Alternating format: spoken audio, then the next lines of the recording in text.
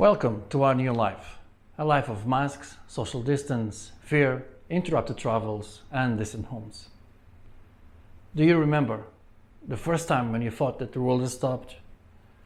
Do you remember when our lives and our economy were interrupted by this tiny microscopic and very scary bug? Well, I do. I clearly remember a call I received late night on the 26th of January this year.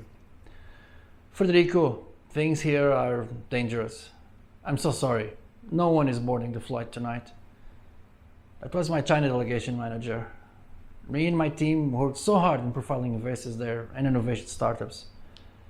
And now, a virus was stopping everything. 2 days later, I was shutting down the lights of another successful edition of investment and aviation platform. Without China, of course, but we managed to get tickets with millions and millions of dollars of investment in a pipeline, and everything was great. We felt pumped. We could not imagine what was about to happen. In fact, very few did. A few days later, the world stopped.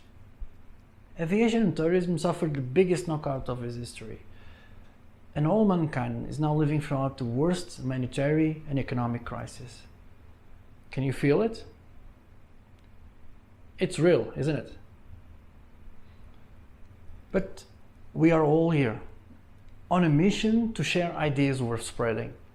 Ideas that can change the world. I'm excited. You should be excited. This is our major opportunity to be frontline workers. It's time to roll our sleeves and start bringing the economy back. Because we are all responsible. And believe me, this is affecting us all. I can guess you're thinking, I'm not working on the sector. Well, I think that you're wrong. Because according to the World Tourism Organization, tourism arrivals have declined between 58 to 78% on average globally, and some airports 90%, others are shut down. 100 to 120 million jobs are at risk or will be lost. World Travel Organization estimated that $80 billion revenue just on the month of March were lost globally. They just stopped doing the maths. So, wait. So if we might have 100 million direct jobs lost, how much is that translated with indirect jobs? Do you know that? Of course you don't. Nobody does. Millions here, billions there, organizations, politicians, economists, media, they all refer that tourism is one of the most affected sectors during the pandemic. This is a catchline phrase almost. What if I told you that tourism is by far the most affected sector? Because tourism is much more than travelers, aviation, tourism, events. Tourism is all of us. Tourism generates investment verticals almost unknown. I mean, we can feel it, but we cannot understand it. It generates indirect spending and investment flows that escapes our knowledge and expert reports. That's why we are in the dark.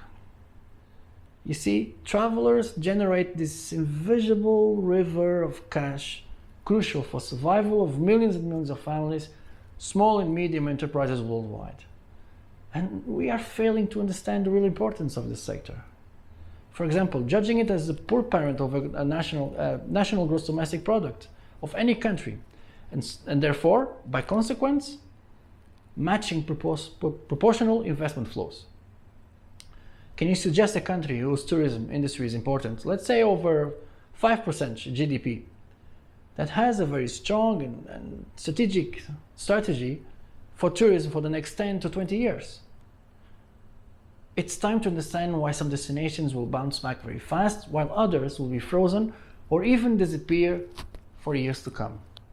So why some travel destinations will succeed and others will fail during COVID-19? I once worked for a hospitality group that owned one of the best event venues in town, if not the best.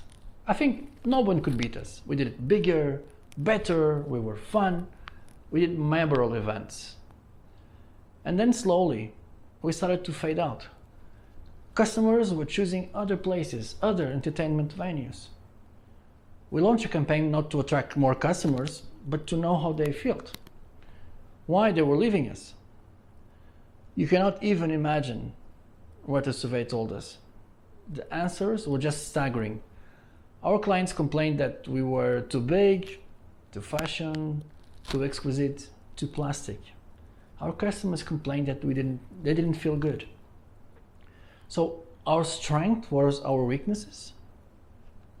I presented these results to my managing board, and my PowerPoint title was Christopher Columbus syndrome. Because Christopher Columbus set course to India and came back without knowing where he had been. So kind of new world, right? Our vision of bigger and better prevent us from filling our guests. So it's important for us that before we look to the present and to the future, we need to ask ourselves, do we really know why our travelers choose us? How do they feel? What are they looking for? I was born in a beautiful and sunny island called Madeira. By the way, the capital of Madeira is Funchal, home of this TEDxFunchal talk. And Madeira is a magic green and flowery rock in the middle of the Atlantic. It's port of travelers since the 15th century. Madeira is now notoriously famous for the birthplace of Frederico and Cristiano Ronaldo. Maybe you have heard of him. He's a football player. When living in Madeira, I always felt how much tourists loved us. They were always coming back. My parents' friends that were tourists were always coming back. It was a party every year. Like everyone there on that side, in my youth, I was so looking forward to leave my place, in this case, my island. And I wanted to discover the world. So I did it at a very young age. First was Portugal mainland, UK, France, Spain, Brazil, you name it. I was feeling Marco Polo. Surprisingly, I started to want to go back to that boring, sunny, greeny, and peaceful island in the middle of the Atlantic. The more I travel, the more I wanted to get back. I know what you are thinking. Of course, man, it's your home. Yes, it's my home. But the fact is that I felt like a tourist in my island every day. Do you feel like a tourist in your own town? Do you? Madeira has experienced the same dramatic crisis, but we know that tourists will come back. We know that tourists will search for us. So, what is Madeira doing right here? Well, need to go back. It all started in the beginning of the 18th century, when a famous doctor wrote on Royal Society magazine, trying, that besides an amazing natural beauty, Madeira had a therapeutic effect in all travelers.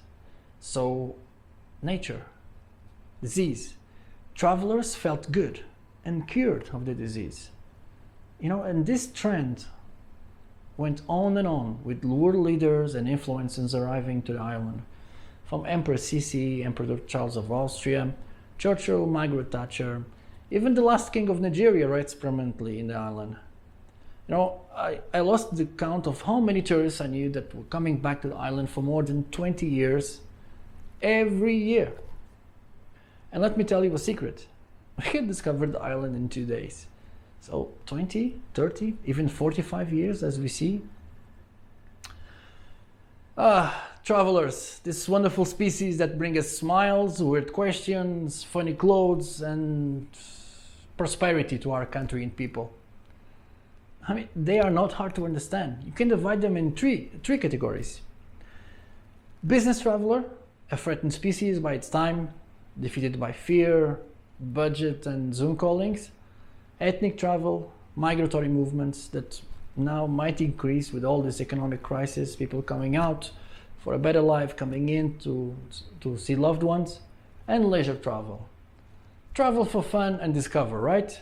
No, it's wrong. You see, of course that we travel to make business, to spend money, to be with the loved ones, or to connect with people and cultures, and in search for a natural, beautiful place. But I really need to create a suspense here. But we travel where we feel happy, where we feel good, to places where we feel that we belong, where we feel safe, where we feel protected. Very few smart destinations took this into consideration until now. What is the solution, you ask me? It's simple. You need to understand the human behind every traveler. We need to get back to basics. When you ask a traveler, what do they like in your destination? If it's not a screenwriter, a journalist, a politician, they will all express the same words. Great, sun, fun, nature, food, adventure, shopping. And what do? We invest on those keywords. It's the wrong data. I'm based in the United Arab Emirates, a country that feels its people and its travelers like very few nations. UAE has a Ministry of Happiness, a spacecraft on its way to Mars, and a tourism sector in clear recovery in the middle of the pandemic crisis. One of these booming cities is Dubai, a famous global tourism destination formed less than 2 decades ago, fueled by its visionary leadership and an impressive grit to achieve. As I work in the aviation and tourism sector within the government, I could see a massive effort to collect data and to understand if everybody had a great experience, if everybody were feeling happy. This massive effort, this massive investment was in place to sell more products or to pay for social media influencers. The vision is to know how travelers feel. How can we make them happier? How can we exceed and exceed and exceed the world best experience? Like Dubai understood a long time ago, we need to acknowledge that fast destinations are like fast fashion. They will fade away. Very recently, during the pandemic, a Portuguese couple visiting Dubai for the last 20 years became famous worldwide.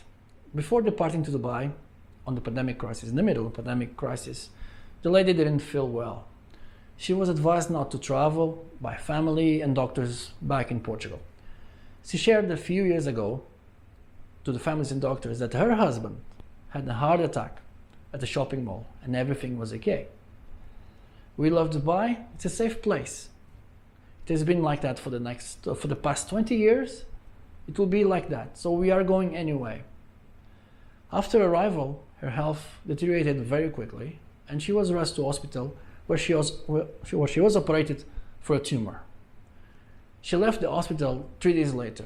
She is well, she is happily enjoying her holiday, and without knowing, she became another amazing ambassador for Dubai tourism. Are you feeling some analogy here? Madeira also started to treat well its visitors almost 2 centuries ago. Its nature was enough to do the trick.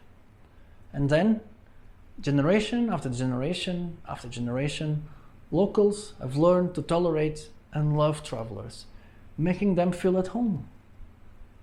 Madeira and Dubai have much more things in common besides World Guinness Awards for Réveillon fireworks. They are in the business of making people safe and happy, in the tolerant community that brings us security, great healthcare, and ultimately, the feeling of belonging. This is the future of tourism. And the fact is that the majority of destinations worldwide is targeting or dreaming for higher segments of travel. Why higher? Because they have more spending capacity. This will generate more income per tourist. This is the dream of every mature tourism destination. So to unlock this stream of gold travelers, I created Tourism 5.0. Because our guests are arriving from closer markets with a new mindset. They are humans worried about the pandemic. And most of them, they are already sick. Heart problems, diabetes, blood pressure, mobility issues, right? From the 30s on. The message must be very clear. We are all here for you. You will be taken care of. Tourism 5.0 is about understanding the real importance of tourism, investing in data, not in Google Ads. Before that, we need to know how people truly feel. What do they fear? What do they dream about? It's about leaders and locals, inhabitants, working together with the right mindset to protect, to promote, and to deliver the ultimate experience to travelers. Travelers will give back by investing in your country. It could be a coffee in the airport or $1 million house. It doesn't matter. Because one day, a great coffee experience may become a $1 million check. I've seen that. Tourism 5.0 is about confidence, empowerment of the locals, backed with a plan. Let's do a plan for the next 10, 20, 30 years. It's all about improved healthcare for travelers and for residents, mixed with the feeling of safeness, tolerance, and happiness, the perfect sandwich. Our tourists are human. They are changed. They are afraid. They are afraid of losing their ticket money. And what will happen if they are caught with the virus? What will happen if they get sick in your country? Tourism 5.0 is also about creating disruptive travel channels. You cannot wait for airlines that you don't control to solve your problem. They are just too busy surviving. So, okay, if you don't have an airline at your service, it's time to take the matter in your own hands and ensure that your guests will arrive and will not lose the money. And it's vacations, it's dreams. This is in fact one of the biggest cold feet in future reservations. Governments and cities should work together with the local trade to promote direct air bridges to the established market. Yes, it's not time to be wild here. Let's start by targeting the markets that you know already. Yes, the travelers that want to come back. How do you do that? Simple. Use any airline that are willing to lease their services. Think out of the box, disruptive, new travel channels. Now, the time is now. Don't wait. Tourism 5.0 is my idea of spreading. It's about being bold and thinking about the future while we patch the present. 5 vectors that once in place will bring more confidence and speed up your economic recovery. The future starts today. How do you feel? Can you feel me? How can I go there? Will I be safe? Will you take care of me?